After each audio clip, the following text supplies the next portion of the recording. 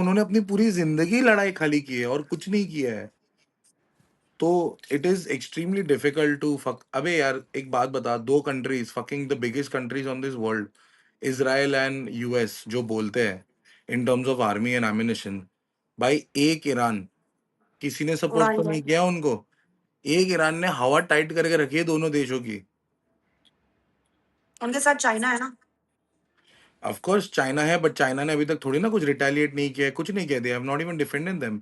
China ने उनको equipment supply किया है, तो ग्राउंड वही इन्वेजन के बाद इम्पोर्टेंट नहीं कर होता है रहे। ना। ब्रो तुम क्या इंफ्रा की बात कर रहे हो? ईरान का कुछ इंफ्रास्ट्रक्चर है ही नहीं। सबसे पहली चीज, जितना यूएस और इसराइल में इंफ्रास्ट्रक्चर है ना, ईरान का इंफ्रास्ट्रक्चर हम्म, हार्डली कुछ है। तो तुम उनका बस इंफ्रास्ट्रक्चर ऑयल। मिटाओगे, बट उससे उनको कुछ होगा ही नहीं भाई। उनका main main resource is oil.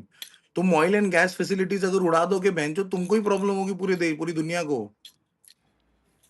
मतलब यही आ रहा है ना कि जो चीज उनको चाहिए वो वही उड़ा रहा है। या exactly. I'm a sucker of knowledge. I'm a sucker for knowledge, Meena. And like, for example, I'll give you a downer, ठीक है? यूएस ने सबसे पहले वेनेजुएला को टेक ओवर किया, उसके प्रेसिडेंट को ही उठा लिया बहनचोद वहां से। क्यों पता है?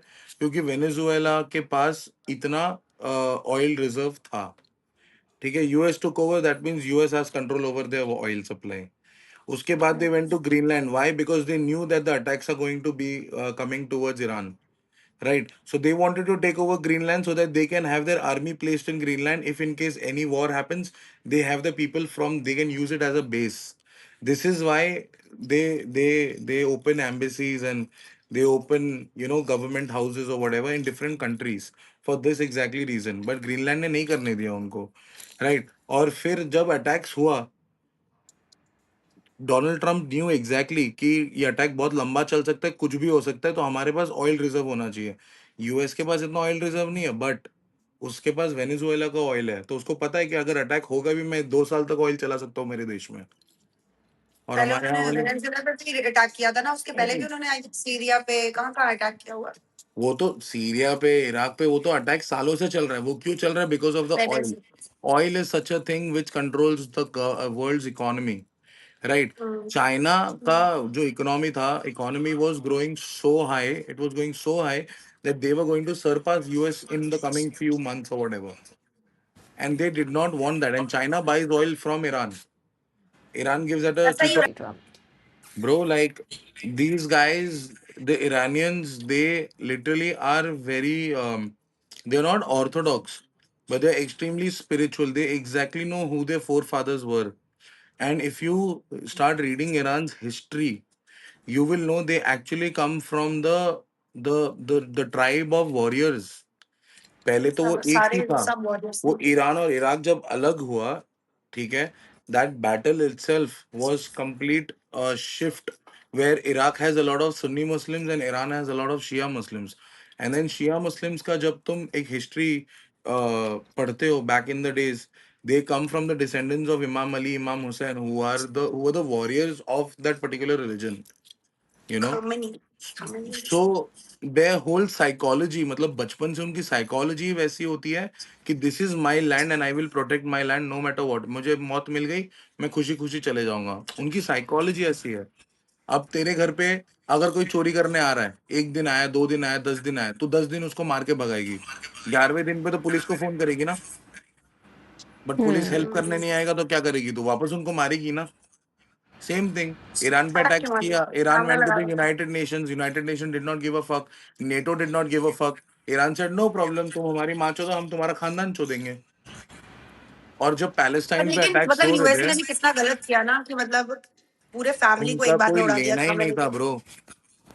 यूएस का चल उड़ा दिया खमनी को भी, बट पूरे फैमिली को, खमनी मतलब बेटा इज, बेटी। आई am telling you, he still alive. कोई कितना भी बोल ले, fucking खमानी was Ayatollah Khamenei was such a leader bro. उसने मतलब पिछले 50 साल से खाली ईरान को रूल किया। उसको पता है उसकी कितने वॉर्स देखे वो बंदे ने। तुझे लगता है वो इतना डम था कि वो उसके घर के ऑफिस में बैठेगा पास, बाकी पूरे सारे लोग बंकर्स के अंदर छुपे हैं। They have secret bunkers. तुझे लगेगा, लग रहा है वो उसके रूम के अंदर बैठा मैं होगा? मुंबई से हूँ। No bro, it is a conspiracy, I am telling you. death. It is purely a conspiracy that he is believe that. कितना लोगों ने प्रोटेस्ट किया है उसके लिए इंडिया में तो स्पेशली Because यही he तो हुआ comes. Because his है। mom or something was from Lucknow. इतना And भीड़ था भाई। Irani and Bombay in India में भी ईरानी community कितने हैं? I come from the same descendants as Iran. My great grandmother was from Iran. So मुझे भी मुझे थॉट आया था, मैंने ये इजी थॉट सुना आया है। था इजीली ये हो जाए conspiracy theory है बहुत merit है. हम्म, See when very why amazing keep it up। what's his name Osama चलो bin dot Laden.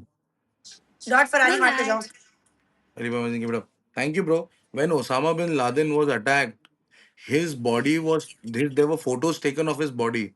He was taken from there. क्यों तभी वो देश में कंट्री में गवर्नमेंट नहीं थी ओसामा बिन तो चला रहा था अफगानिस्तान ऑफ कोर्स थी bro it is stupid where they say that he is dead he's not that dumb and चल But then let's say again he's dead 100% नहीं बोल सकता ना। तुझे पता है अगर आयतुल्ला चाहता ना वो अभी भी न्यूक्लियर बॉम्ब छोड़ सकता है ब्रो बट न्यूक्लियर बॉम्ब जैसे छोड़ेगा ना नॉट जस्ट बहुत और यूएस और कंट्रीज को प्रॉब्लम इजराइल होगी। इतनी कंट्रीज को प्रॉब्लम होगी ना बिकॉज